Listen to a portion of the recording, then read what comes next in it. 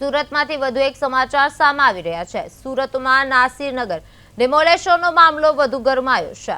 હવે આ સમગ્ર મામલે સેન્ટ્રલ હોલ ખાતે મનપા કમિશનર દ્વારા તમામ હોદ્દેદારો સાથે મહત્વની બેઠક યોજવામાં આવી।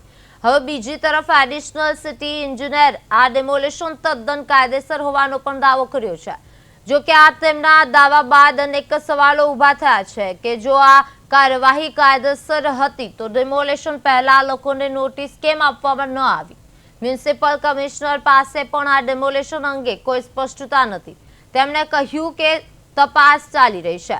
સુરતમાં નાસિરનગર ડિમોલેશનનો મામલો વધુ ગરમાયો છે, જેમાં મનપા કમિશનરની તમામ હોદ્દેદારો સાથે બેઠક યોજાઈ હતી। સેન્ટ્રલ હોલ ખાતે આ બેઠક યોજાઈ હતી, જેમાં એડિશનલ સિટી એન્જિનિયરોનો કાયદેસર ડિમોલેશનના દાવાઓ અને જ્યારે એડિશનલ સિટી બાદ એન્જિનિયરના દાવા બાદ અનેક સવાલો છે જનતા પૂછી રહી છે।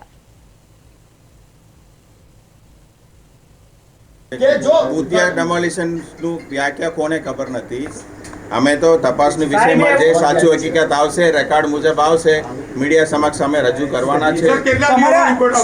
તમારા ઝડપથી કરાવશે। તમારા અધિકારી કઈ રીતે પહોંચ્યા ત્યાં? તપાસના દિવસે તમારા અધિકારી કઈ રીતે પહોંચ્યા હતા?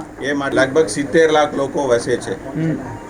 9 ઝોન કામ કરે છે, એની અંદર ડેપ્યુટી કમિશનર છે, ગેરકાયદેસર બાંધકામ અને ઘણા બધા જે રજૂઆત છે આપ સૌ પેપરમાં લખો છો, એમાં રોજે રોજ કામ થાય છે। આ બધું કમિશનરને પૂછીને